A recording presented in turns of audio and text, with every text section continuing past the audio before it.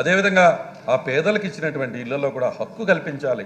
ఎవరు ఆలోచిస్తారు? అదే స్థలం ఇచ్చి ఇల్లు కట్టుకోవడానికి శాంక్షన్ చేసి, అదే కాకుండా ఆ ఇంటిని వాళ్ళకి ఆస్తిగా మార్చాలి అంటే వాళ్ళకి రిజిస్ట్రేషన్ చేసి ఇవ్వాలి అనేటువంటి ఒక గొప్ప ఆలోచన చేసి ఆ స్థలాలను కూడా రిజిస్ట్రేషన్ చేసి ఇవ్వాలనేటువంటి గొప్ప ఆలోచన చేసినటువంటి వ్యక్తి మన ముఖ్యమంత్రి గారు.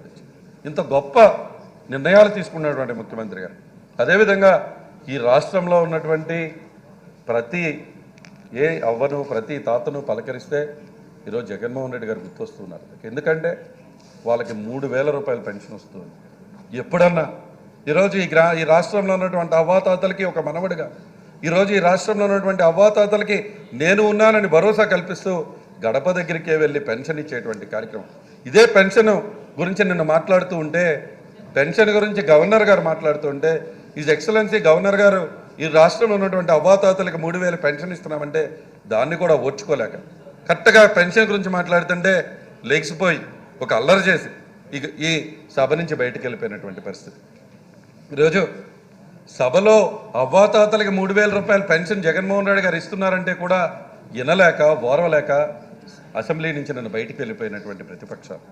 వాళ్ళ గతంలో 38 లక్షల మందికి వాళ్ళు ఇస్తే ఈరోజు 66,35,000 మందికి ఈరోజు మనం పెన్షన్ ఇస్తూ ఉంటే ఎక్కడ 38 లక్షలు, ఎక్కడ 66 లక్షలు? ఈరోజు 1961 కోట్ల రూపాయలు ఈరోజు పెన్షన్కే ఖర్చు పెడుతూ ఉన్నామంటే ఆ అవ్వాతాతకి ఆ నెలంతా కూడా అవ్వ ఎదురు చూసేది, ఆ తాత ఎదురు చూసేది ఆ పెన్షన్ కోసం. ఆ పెన్షన్ ఇంటికి పంపించేటువంటి గొప్ప వ్యవస్థని మన ప్రభుత్వంలో కాదా తీసుకువచ్చింది అని అడుగుతున్నాను.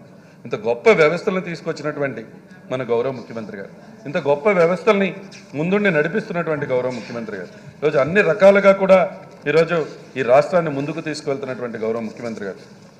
అధ్యక్ష, ఈరోజు చూస్తే ప్రతిపక్షాలందరూ కూడా ఈరోజు నేను ఒకటే చెప్తూ ఉన్నాను అధ్యక్ష, జగనన్న రాష్ట్ర ప్రజలకు ఒక ధైర్యాన్ని ఇచ్చారు, వారి సమస్యల పరిష్కారాన్ని అందించారు, భవిష్యత్తుపై ఆశ నిలబెట్టారు అధ్యక్ష. ఈ రాష్ట్రంలో ఉన్న పేదవారికి ఈరోజు ప్రజలు ముఖ్యమంత్రి గారిని నమ్మారు అధ్యక్ష. ముఖ్యమంత్రి గారు ప్రజలకు సేవకుడిగా నిలిచారు అధ్యక్ష.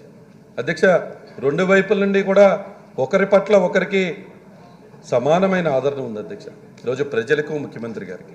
ఎందుకంటే ముఖ్యమంత్రి గారు వారికి సేవకుడిగా, ప్రజలు కూడా ఈరోజు ముఖ్యమంత్రి గారిని నమ్మి ఈరోజు మేము సిద్ధంగా ఉన్నాం, మళ్ళీ జగన్మోహన్ రెడ్డి గారిని ముఖ్యమంత్రిగా చేసుకోవాల్సినటువంటి ఆవశ్యకత ఉంది అని రాష్ట్రంలో ప్రజలు ఈరోజు చెప్తూ ఉన్నారు అధ్యక్ష. ఈరోజు దానికి ఉదాహరణ ఇప్పటికే జరిగినటువంటి ఏ మీటింగ్కి వెళ్ళినా ఈరోజు ఎక్కడ చూసినా కూడా, మొన్న భీమిడిలో మీరు చూశారు, అదేవిధంగా అది జరిగినటువంటి సభ, దెందులూరులో మా దగ్గర జరిగినటువంటి సభ, లక్షలాదిగా ఈరోజు ప్రజలు మేము జగనన్నని ఆశీర్వదించడానికి వచ్చాం, జగనన్నే ముఖ్యమంత్రిగా ఈ రాష్ట్రానికి ఉండాలి, ఇది ఆవశ్యకత, ఈ రాష్ట్రంలో పేదవారికి న్యాయం జరగాలంటే ఈ జగన్మోహన్ రెడ్డి గారు వైఎస్ఆర్ కాంగ్రెస్ పార్టీ ప్రభుత్వం ఉండాలని ప్రజలే స్వచ్ఛందంగా ఈరోజు మేము పెడుతున్నటువంటి సిద్ధం సభలకు వస్తూ ఉంటే, అదే మాది దెందులూరు నియోజకవర్గంలో జరిగినటువంటి సభ లక్షలాదిగా ఈరోజు 5 లక్షల మించి పైచిలుకగా ఈరోజు అక్కడికి వచ్చి జగన్మోహన్ రెడ్డి గారిని ఆశీర్వదిస్తే, ఈరోజు నిన్న మళ్ళీ చంద్రబాబు నాయుడు గారు వచ్చారు అధ్యక్ష. రా కదలి రా అంటూ ఉన్నారు. మా పక్కనే ఉన్నటువంటి చింతలపూడి ఈరోజు 5 లక్షల మంది మనకొస్తే 4,000 మంది కూడా లేనటువంటి సభ. రా కదలి రా అంటే ప్రజలు నేను రాను బాబు అని వెళ్ళిపోతున్నాను. భవిష్యత్తు గ్యారంటీ అని నేను చెప్తుంటే మా భవిష్యత్తు నువ్వు గ్యారంటీ ఇవ్వలేవని చెప్పి సభ నుంచి వెళ్ళిపోతున్నటువంటి పరిస్థితి. రా కదలిరా అంటే వాళ్ళ పుత్రరత్నమైనటువంటి లోకేషే రానటువంటి పరిస్థితి. ఈరోజు అక్కడ ఉన్నటువంటి సభలు ఫెయిల్ అవుతూ ఉంటే ప్రజలు రా కదలిరా సభ నుంచి ఆ సభ ఎక్కి సిద్ధం అని ఆయన కూడా మాట్లాడుతూ ఉన్నాడు అధ్యక్ష. అంటే జగన్మోహన్ రెడ్డి గారి సిద్ధం సభ చూసి చంద్రబాబు నాయుడు గారికి మరి ఏమైందో తెలియదు, రా కదలిరా సభ నుంచి పేరు మార్చి సిద్ధం అంటూ మా అందరినీ కూడా తిట్టేటువంటి వైనం నిన్న చూశారు. నిన్న నన్ను తిడుతూ ఉన్నారు, మా పార్లమెంట్లో ఉన్నటువంటి శాసనసభ్యులు, మా ఎంపీలను, మంత్రుల్ని అందరినీ కూడా ఇష్టం వచ్చినట్టు వారు తిడుతూ ఉన్నారు. వారి జనానికి జనం రాకపోతే మేమేం చేశాం అధ్యక్ష? అంటే ప్రజలకు మీ పైన నమ్మకం లేదు కాబట్టి, ప్రజలు మిమ్మల్ని విశ్వసించట్లేదు కాబట్టి, మీరు భవిష్యత్తు గ్యారంటీ ఇస్తానన్నా నీ భవిష్యత్తుకే గ్యారంటీ లేదు, మాకేమిస్తామని వాళ్ళు ప్రజలు రాకుండా ఉన్న పరిస్థితుల్లో ఈరోజు అక్కడికి వచ్చి అక్కడ ఉన్నటువంటి శాసనసభ్యుల్ని, అక్కడ ఉన్నటువంటి మంత్రుల్ని, మా గౌరవ ముఖ్యమంత్రి గారిని తిట్టుదామనే సభలు పెడితే ఏమవుతుంది అధ్యక్ష? ఈరోజు ఒకటే చెప్తూ ఉన్నా అధ్యక్ష, నిన్న మాట్లాడుతున్నారు అధ్యక్ష, అసలు నేనుంటే కరోనా వచ్చేదా తమ్ముళ్ళు అంటున్నాడు అధ్యక్ష. ఏంటి అధ్యక్ష, నేనుంటే కరోనా వచ్చేదా అంటున్నారు. అంటే ఆయన ఏం మాట్లాడుతున్నారని? కేసులు పెట్టించుకోండి, పదవులు ఇస్తానని ఒకటి అంటారు అధ్యక్ష. ఏంటో ఏం మాట్లాడుతున్నారో ఈరోజు ప్రతిపక్షాలకి ఏ విధంగా ఉందో వాళ్ళు మాట్లాడుతున్నటువంటి తీరు చూస్తే అర్థమవుతుంది అధ్యక్ష. ఈరోజు అధ్యక్ష మోసం చేసేవారికి అవకాశం ఉండదు అధ్యక్ష. ద్రోహం చేసిన వాళ్ళకి క్షమించరని ప్రజలు ఇప్పటికే నిర్ణయించుకున్నారు అధ్యక్ష.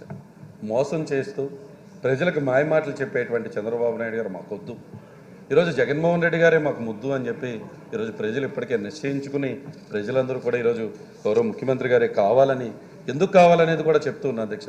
ఈరోజు మనం చూస్తే కనుక ఈ 4.5 ఏళ్లలో 50% జిఎస్డిపి వృద్ధి రేటు సాధించినటువంటి రాష్ట్రం 16వ ర్యాంక్ నుంచి 4వ ర్యాంక్కి ఎగబాక్యం అధ్యక్ష. ఈరోజు ఇది మన రాష్ట్రంలో జరిగినటువంటి పరిస్థితి. అదేవిధంగా ఈరోజు చూస్తే నిన్న వారు మాట్లాడుతూ ఉన్నారు అధ్యక్ష, ఉద్యోగాలు. ఈ సభాసాక్షిగా అది కూడా చెప్పాలనుకుంటూ ఉన్నా అధ్యక్ష. ప్రభుత్వ ఉద్యోగాలు టీడీపీ హయాంలో, చంద్రబాబు నాయుడు హయాంలో 34,000 మందికి ఇస్తే గౌరవ ముఖ్యమంత్రి గారు జగన్మోహన్ రెడ్డి గారి పాలనలో 4,93,000 మందికి ఉద్యోగాలు కల్పించింది మన ముఖ్యమంత్రి గారు కాదా అధ్యక్ష? చంద్రబాబు తన 5 ఏళ్ల పాలనలో ఇచ్చిన మొత్తం ప్రభుత్వ ఉద్యోగాలు కేవలం 34,108. జగనన్న ప్రభుత్వం ఇప్పటివరకు 4,93,000 ప్రభుత్వ ఉద్యోగాలు కల్పించామే. అందులో 2,13,662 పర్మనెంట్ ఉద్యోగాలు కల్పించామే.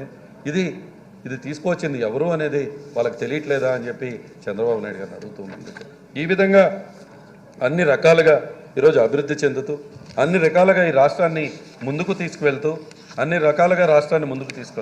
అధ్యక్ష, నేను ఒకటే చెప్తూ ఉన్నాను అధ్యక్ష, ఈరోజు అన్ని రంగాల్లో కూడా ఈరోజు మన రాష్ట్రాన్ని ముందుకు తీసుకెళ్తున్నటువంటి ఘనత మన ముఖ్యమంత్రి గారి అధ్యక్ష.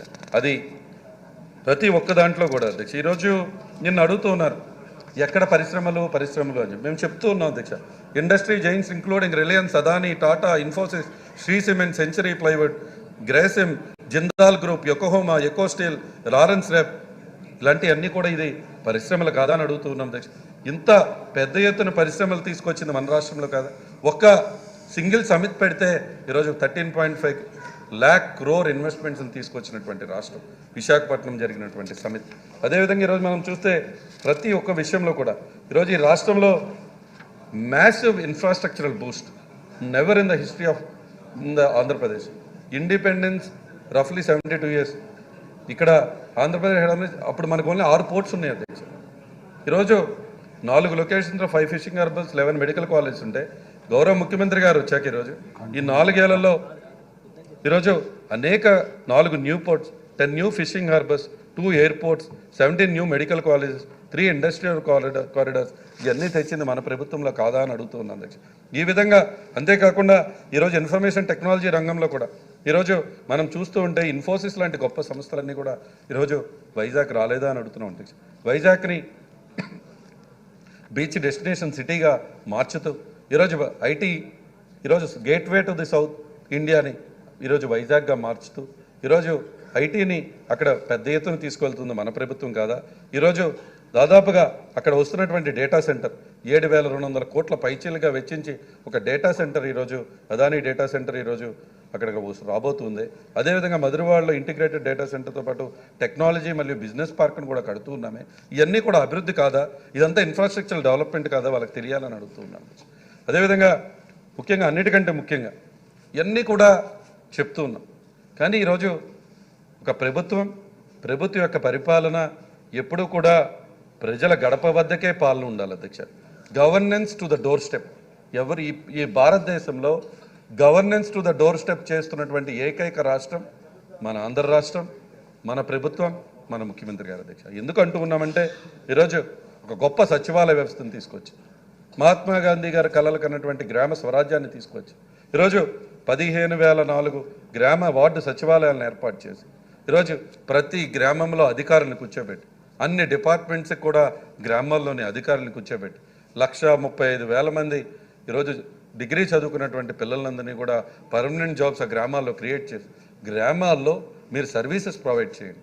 అంతేకాకుండా లక్షలాదిగా వాలంటీర్లు రిక్రూట్ చేసి ఈరోజు ప్రతి వాలంటీర్కి 50 కుటుంబాలను మ్యాచ్ చేస్తూ ఈరోజు ఎక్కడ అధ్యక్ష? ఈరోజు ఇక్కడ కూర్చుని మనం ఒక విషయంపై రాష్ట్రంలో governance to the door step తీసుకెళ్ళాలి. ఏ విషయంపై ఏది తెలియాలన్నా ఈరోజు రాష్ట్రం మొత్తం మీద ఈరోజు రాష్ట్రంలో ఏ గ్రామానికి వెళ్ళినా 550 సర్వీసెస్ ఈరోజు ఆ గ్రామంలోనే వాళ్ళు అందుకోవచ్చు అధ్యక్ష. అది పెన్షన్ అవనివ్వండి, రేషన్ అవనివ్వండి, ఏదైనా సరే 550 సర్వీసుల్ని అదే గ్రామంలో వాళ్ళకి అందుతున్నాయంటే అది governance to the door step కాదా అని అడుగుతూ ఉన్నాం అధ్యక్ష. ఈరోజు ప్రతిపక్షాల్లో జన్మభూమి కమిటీలు లాంటి దద్దమ్మ కమిటీలు పెట్టుకుని ఈరోజు మీరు చేసినటువంటి పరిపాలన ఏంటి? ఈరోజు సచివాలయ వ్యవస్థని తీసుకువచ్చి గ్రామాల్లోనే ఈరోజు అధికారులను పెట్టి గ్రామాల్లోనే వాలంటీర్లను పెట్టి ఈరోజు ప్రతి గడప దగ్గరికి ప్రభుత్వాన్ని తీసుకెళ్ళినటువంటి ఘనత మా ముఖ్యమంత్రి గారిది కాదా అని అడుగుతూ ఉన్నాం అధ్యక్ష. ఈరోజు ఈ రాష్ట్రంలో ఇది